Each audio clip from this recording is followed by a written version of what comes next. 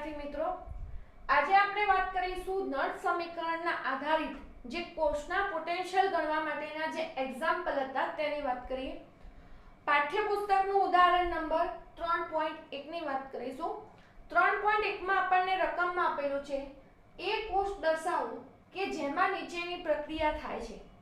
કોષ આપણને પ્રક્રિયા આપેલી છે Mg સોલિડ 2Ag આયન ક્ષાર સાથે પ્રક્રિયા કરી Mg2+ અને 2Ag માં ફેરવાય છે. Ag+ નું જે જલીય દ્રાવણ હશે તેની સાંદ્રતા આપી છે 0.0001 મોલર અને Mg2+ નું સાંદ્રતા આપેલી છે 0.130 મોલર આપેલી છે. અને જો E સ્ટાન્ડર્ડ સેલ જે કોષનો પોટેન્શિયલ હતો, પ્રમાણિત કોષ પોટેન્શિયલ જે કહીએ E સ્ટાન્ડર્ડ સેલ, એની વેલ્યુ આપી છે 3.17 વોલ્ટ, તો તેનો E સેલ ગણો એટલે કે નળ સમીકરણનો ઉપયોગ કરી અને આપણે E સેલની ગણતરી કરવાની કીધેલી છે. પણ એના પહેલા આપણને કીધું છે કે એ કોષ દર્શાવો. એ કોષ દર્શાવો મતલબ કે કોષનું સાંકેતિક નિરૂપણ કરો.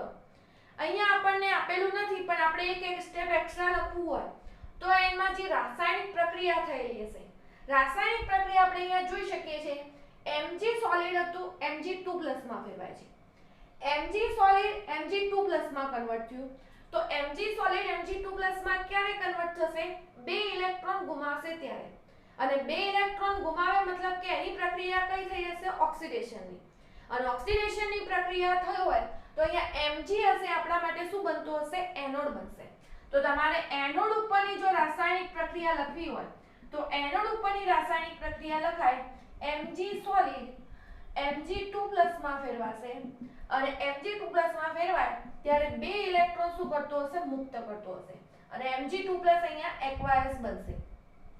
આ થઈ એનોડ ઉપરની પ્રક્રિયા. તમને આપેલી પ્રક્રિયા ઉપરથી તમે આટલી વાત ખબર પડી શકે કે આની અંદર એનોડ આપણો કોનો છે? મેગ્નેશિયમ. હવે વાત કરીએ કેથોડ ઉપરની રાસાયણિક પ્રક્રિયા. કેથોડ ઉપર Ag+ શેમાં ફેરવાયેલું છે? Ag માં. હવે Ag+ Ag માં ક્યારે ફેરવાશે? ઇલેક્ટ્રોન મેળવશે ત્યારે. અને ઇલેક્ટ્રોન મેળવવાની પ્રક્રિયા એટલે આપણે કઈ કહેતા હતા? રિડક્શનની પ્રક્રિયા. તો અહીંયા Ag+ જે એક્વાયસ હતું એક ઇલેક્ટ્રોન મેળવે અને એક ઇલેક્ટ્રોન મેળવીને ફેરવાતું હતું Ag સોલિડમાં. અને આ રીતે અહીંયાથી બે ઇલેક્ટ્રોન ગુમાયેલા હોય તો અહીંયા બે ઇલેક્ટ્રોન મેળવશે Ag+, એટલે અહીંયા 2Ag+, 2Ag આ રીતે સમીકરણ લખાશે. એટલે અહીંયાથી આવેલા ઇલેક્ટ્રોનનું સંતુલન કરવા માટે આખા સમીકરણને 2 વડે ગુણાશે. બીજા શબ્દોમાં કહીએ તો ઇલેક્ટ્રોનની સંખ્યા સંતુલિત કરવા માટે આપણે અહીંયા 2 વડે ગુણશું તો એ રીતે 2Ag+, 2 ઇલેક્ટ્રોન માઈનસ અને 2Ag થશે. અને જો તમે આનો સરવાળો કરશો, આનો સરવાળો કરતા આપણને કુલ કોષ પ્રક્રિયા જે મેઈન રકમમાં આપેલી હતી એ પ્રક્રિયા મળશે. આ તો આપણને પ્રક્રિયા પૂછેલી નથી પણ જો કોઈ વાર પૂછી હોય તો તમને એના ઉપરથી આ રીતે લખતા આવડવું જોઈએ. હવે જો તમે સરવાળો કરો તો બે electron cancel. Mg solid 2Ag+ એક્વાયસ Mg2+ એક્વાયસ અને 2Ag સોલિડ આ રીતે આપણને આ મેઈન પ્રક્રિયા જે આપેલી હતી મળતી. પણ અહીંયા કહેવાનો મતલબ એટલો હતો કે આટલી વસ્તુનો ઉપયોગ કરી અને આપણે નક્કી કરવાના હતા કેથોડ અને એનોડ. તો આપણે એનોડ નક્કી કરી શકીએ છીએ કે મેગ્નેશિયમ એનોડ હશે અને જે આપણો Ag+ હતો એ આપણો કેથોડ હતો કેમ કે ઇલેક્ટ્રોન Ag+ મેળવતા. હવે જો એનું સાંકેતિક નિરૂપણ આપણે કરવું હોય, સાંકેતિક નિરૂપણ કરીએ તો એનોડ પહેલા લખાશે તો Mg સોલિડ ઓબ્લિક Mg2+ એક્વાયસ, કારણ કે Mg2+ માં ફેરવાય છે. ક્ષાર સેતુ Ag+. અહીંયા સંતુલન માટે જે સંખ્યા લખેલી હોય છે કોષના સાંકેતિક નિરૂપણમાં લખવામાં આવતી નથી. એટલે Ag+ ફેરવાશે Ag, એટલે Ag+ એક્વાયસ અને Ag સોલિડ. આ રીતનું આપણને એનું સાંકેતિક નિરૂપણ મળે અને આ થયું આપણા કોષનું સાંકેતિક નિરૂપણ. એટલે જે આપણને પૂછેલું છે જે કોષ દર્શાવો તો કોષ દર્શાવવાની અંદર આ કોષ આપણે આવશે એની અંદર. એટલે એકવાર પ્રશ્નનો જવાબ અહીંયા પૂરો થશે. Mg2+ માં Ag+ હશે, ઇલેક્ટ્રોન મેળવી Ag સોલિડમાં ફેરવાતા હતા. હવે અહીંયા ખાસ ધ્યાન રાખવા જેવી વસ્તુ કે આના ઉપરથી આપણને પૂછેલું છે E સેલ ગણો. હવે E સેલ ગણો એવું કીધેલું છે તો એના માટે E સ્ટાન્ડર્ડ સેલનું મૂલ્ય 3.17 આપ્યું છે. અને ઈ સેલ ગણવાની વસ્તુ આપણને પૂછેલી છે.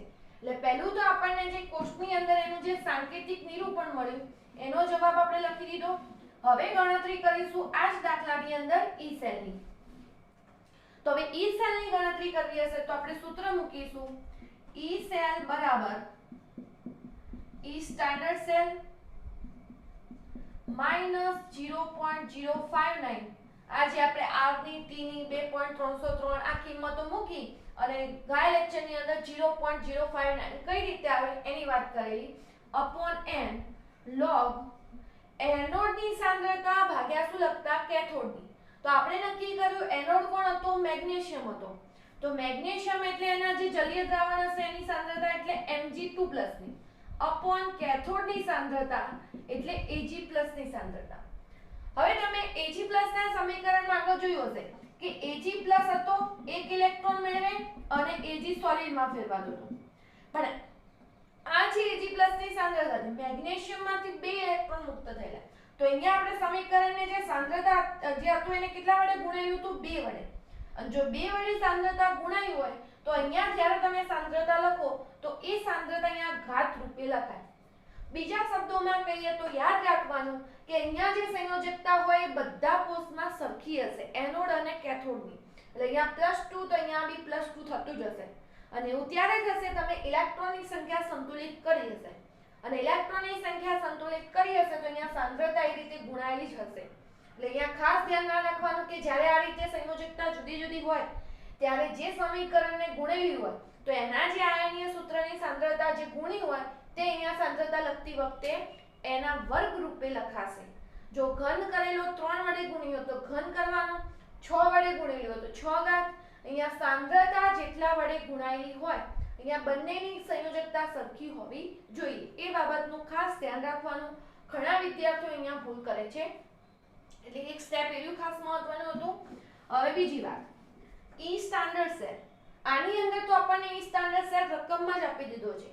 પણ જો કોઈ દાખલામાં ઈ સ્ટાન્ડર્ડ સેલ ના આપવામાં આવ્યો તો આપણે ઈ સ્ટાન્ડર્ડ સેલ શોધવા માટેનું સૂત્ર જાણીએ છીએ. E standard reduction potential cathode minus E standard reduction potential anode કરી અને એક સ્ટેપનું એટલું સ્ટેપ મૂકી અને એ દાખલો ગણી લેવો અને ઈ સ્ટાન્ડર્ડ સેલ શોધી કાઢવો. પણ આ દાખલા પૂરતો તો આપણને ઈ સ્ટાન્ડર્ડ સેલની વેલ્યુ આપી દીધી હતી 3.17 minus 0.059 upon n. Upon n એટલે જે ઇલેક્ટ્રોનનો મુક્ત થયા હશે અને સ્વીકાર્યા હશે એની સંખ્યા. મતલબ કે Mg2+ 2 ઇલેક્ટ્રોન મુક્ત કરતો હતો અને Ag+ 2 ઇલેક્ટ્રોન સ્વીકારતો હતો તો n તરીકે આવશે અહીંયા 2 ઇલેક્ટ્રોન log. હવે વાત આવશે કેથોડની એનોડની સાંદ્રતા ભાગ્યા કેથોડની. તો એનોડ એટલે Mg2+ ની સાંદ્રતા વખતે ધ્યાનમાં રાખવાનું Mg2+ ની સાંદ્રતા 0.130 હતી. Ag+ ની સાંદ્રતા જે કહીએ Ag+ ની સાંદ્રતા હતી 0.0001. પણ એનો આપણે શું કરવાનો રહેશે વર્ગ કરતા હતા. એટલે આ ખાસ ધ્યાનમાં રાખવાનું. અહીંયા સાંદ્રતા સરખી કરવા માટે આપણે અહીંયા વર્ગ કરેલો છે. એટલે Ag+ ની જે સાંદ્રતા હશે આ Ag+ ની સાંદ્રતાનો અહીંયા સ્ક્વેર થતો હશે. હવે એનું સાદું રૂપ આપીશું તો આપણને છેલ્લે મળશે ઈ સેલની વેલ્યુ. જોઈએ સાદું રૂપ કઈ રીતે આપશું 3.17 માઈનસ 0.059 અપોન 2 કરીશું તો 0.059 ભાગ્યા 2 એનો જવાબ થશે 0.029. હવે અહીંયા ખાસ લોગનું સાદું રૂપ આપતી વખતે ધ્યાન રાખીશું 0.130 0.0001 નો વર્ગ કરીશું એટલે 0.0001 ગુણ્યા 0.0001 એનો જવાબ મળશે 0.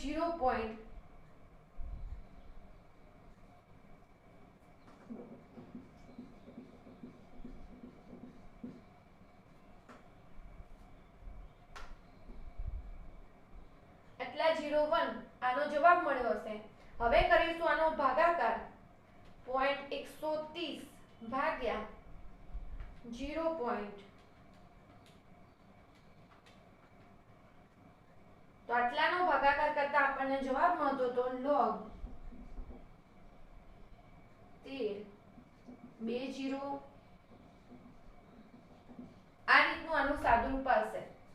અને હવે અહીંયા 3.17 માઈનસ 0.031 તો જે હતા એ નહીં. હવે અહીંયા ખાસ ધ્યાનમાં રાખવાનું આ સાદુરૂપ આપણે કેલ્સીમાં જ આપી દઈશું. લોગ આપણે જોવા જો લોગ ટેબલ પ્રમાણે સાદુરૂપ આપતા નથી. જો કોઈને લોગ ટેબલ પ્રમાણે આપતા આવડતું સાદુરૂપ તો એ રીતે આપવાનું. હવે આટલી રકમનો લોગ જોવાનો છે. કેલ્સીમાં આપણે લોગ કેવી રીતે જુઓ એ લોગ જોવા માટેનું સૂત્ર આપણે અગાઉ પણ કીધેલું છે. તો હવે આપણે જોઈશું આનો લોગ. લોગ જોવા માટેનું સૂત્ર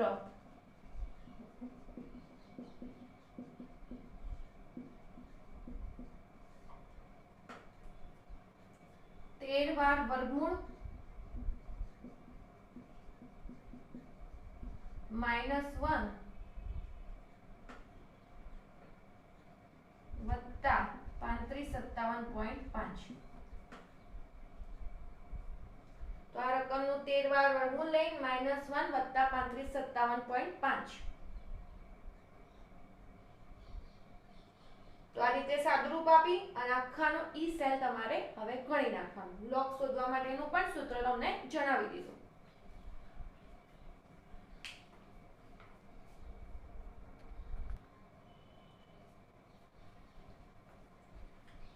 સાદુરૂપ આપતી વખતે વિદ્યાર્થીઓ થોડો સુધારો કરજો લોગના સૂત્રમાં. 13 વાર વર્ગમૂળ -1 ગુણ્યા 3557.5. અહીંયા થોડી ભૂલથી લખાયું છે ગુણ્યા 3557.5. એટલે તમે શું કરશો કેલ્સીમાં આટલી રકમ લખશો 13 0 0 0 0 ટૂંકમાં કરવાના. આટલી રકમ લખ્યા પછી 13 વાર વર્ગમૂળનું ચિહ્ન -1 ગુણ્યા 3557.5 આટલું કરશો ત્યારે તમને જવાબ મળશે 7.1205. હવે આ 7.1205 હતો એનો 0.029 જોડે ગુણાકારનો સંબંધ હતો. આ બંનેનો ગુણાકાર કરતા ત્યારે મળતું હતું 0.2064. આ 0.2064 ને 3.17 માંથી બાદ કરશો. 3.17 માંથી બાદ કરતા તમને જવાબ મળતો હતો 2.96 વોલ્ટ. અને આ તમારો 2.96 વોલ્ટ એ ફાઇનલ જવાબ થશે. તો આખો એક્ઝામ્પલ વ્યવસ્થિત રીતે ચોપડામાં લખી લેવું. આપણે એના પછી બીજું ઉદાહરણ એનું જોઈશું.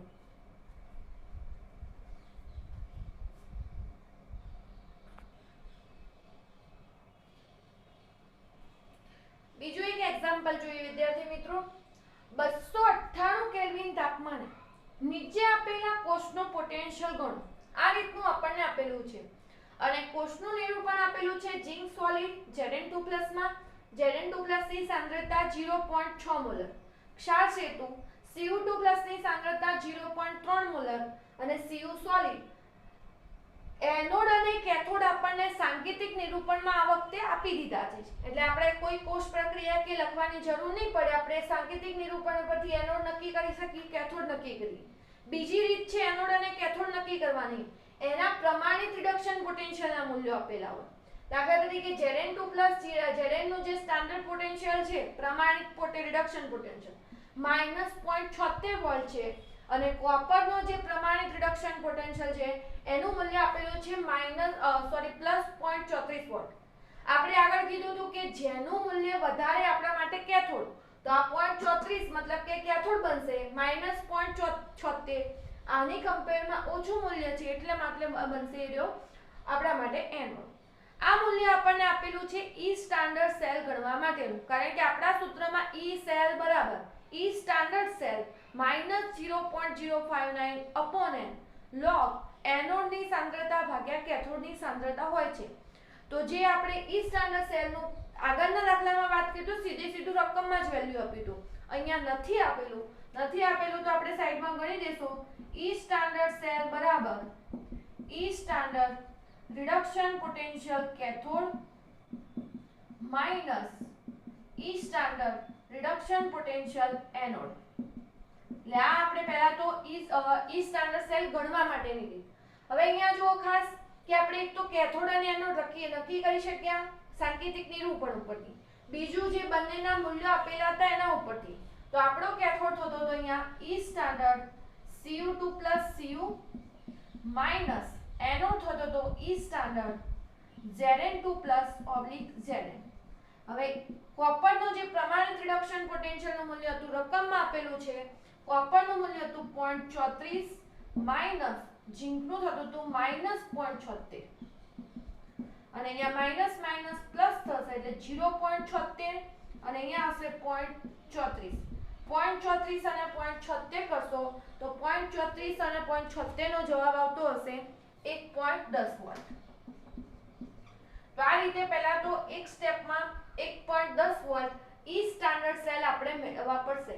દર વખતે એવું જરૂરી નથી કે રકમમાં તમને ઈ સ્ટાન્ડર્ડ સેલ આપી દીધા હોય. રકમમાં જ્યારે ઈ સ્ટાન્ડર્ડ સેલની વેલ્યુ નથી આપેલી હોતી ત્યારે તમારે આ સૂત્ર સિમ્પલ રિડક્શન પોટેન્શિયલ કેથોડનો માઈનસ એનોડનો કરી અને તમારે ગણતરી કરવાની હોય છે. તો આપણે ઈ સ્ટાન્ડર્ડ સેલની વેલ્યુ મળી છે 1.10 વોલ્ટ. એટલે પહેલું તો આનો ઉપયોગ કરવાનો રહેશે એટલે આ એક સ્ટેપ તમારે ગણવાનું રહેશે. એટલે અહીંયા આપણે હવે ઈ સ્ટાન્ડર્ડ સેલ શોધી કાઢ્યું 1.10 વોલ્ટ. તમારે રીત કરીને બતાવવાનું રહેશે. આપણે આગળ જે ગણતરી કરી એ તમારે ખાસ ગણતા હવે તમને આવડતું હશે. હવે આગળ મૂકીશું સૂત્ર ઈ સેલ ગણવા માટેનું. ઈ સેલ બરાબર E0 cell minus 0.059 upon n log એનોડની સાંદ્રતા ભાગ્યા કેથોડની સાંદ્રતા. અને યાદ રાખજો સાંદ્રતા લખવાની આવે તો અહીંયા જે મોલારિટીમાં આપેલી હોય તે લખવાની. ભૂલથી અહીંયાથી વોલ્ટ ના લખાઈ જાય. તો log એનોડ એટલે આપણા માટે તો Zn2+ તેની સાંદ્રતા અને કેથોડ હતો આપણા માટે Cu2+ ની સાંદ્રતા. આ વખતે અહીંયા સંયોજકતા જે આપણે ઘાત કરીએ છીએ કોઈને ગુણવાની જરૂર નથી કેમ કે Zn 2 ઇલેક્ટ્રોન ગુમાવશે Cu2+ 2 ઇલેક્ટ્રોન મેળવશે. ઇલેક્ટ્રોનની સંખ્યા સંતુલિત હતી એટલે ગુણવાની જરૂર રહેતી નથી. હવે ઈ સ્ટાન્ડર્ડ સેલ આપણે શોધી કાઢ્યો તો 1.10 હમણાં આગળના સ્ટેપમાં શોધ્યું તે એ પણ સ્ટેપ લખવાનું રહેશે તમારે 0.059. અહીંયા જે ઇલેક્ટ્રોનની હેરફેર થતી હતી બે ઇલેક્ટ્રોન હતા. જે બે ઇલેક્ટ્રોન હતા એટલે મતલબ કે Zn એ બે ઇલેક્ટ્રોન ગુમાવ્યા અને કોપરે બે ઇલેક્ટ્રોન મેળવ્યા. એ બે ઇલેક્ટ્રોન log Zn2+ ની સાંદ્રતા આપી છે 0.6 અને Cu2+ ની સાંદ્રતા આપી છે 0.3. એટલે આ બંનેની આપણે સાંદ્રતાઓ લખી. આ વખતે કોઈ સ્ક્વેર કે કરવાની જરૂર આની અંદર રહેતી નથી આપણે. હવે આગળ સાદુરૂપ આપીશું 1.10 0.059 ભાગ્યા 2 0.029 log 0.6 ભાગ્યા 0.3 કરશો એટલે જવાબ આવશે તમારે 2 અને 2 નો log જોશો એટલે log જોવા માટેનું ફરીથી સૂત્ર યાદ કરી દઈએ 13 વાર વર્ગમૂળ -1 ગુણ્યા 3557.5. અહીંયા સૂત્ર ખાસ સુધારજો. ગુણ્યા કરવાના હતા વત્તા નથી કરવાના એટલે ગુણ્યા 3557.5 અને એ રીતે log 2 નો શોધીશું. તો 2 નો log શોધવા માટે 13 વાર વર્ગમૂળ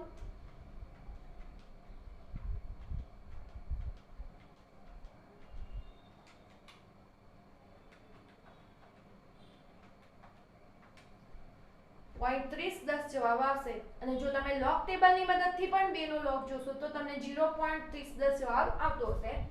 તો 1.10 - 0.029 0.3010 અને આ 0.3010 જે હશે એનો ગુણાકાર કરશો 0.029 જોડે તો જવાબ થશે 0.008729. લગભગ 4 ડિજિટ સુધીના આંકડા લખવાનું રાખવાનું. તો 1.10 - 0.00872 કરશો તો જવાબ મળશે 1.09 વોલ્ટ. અને આ તમારો થશે ફાઇનલ ઈ સેલ જે શોધવાનો હતો તેનો જવાબ. તો ખાસ આ દાખલો પણ તમારે ગણી લેવો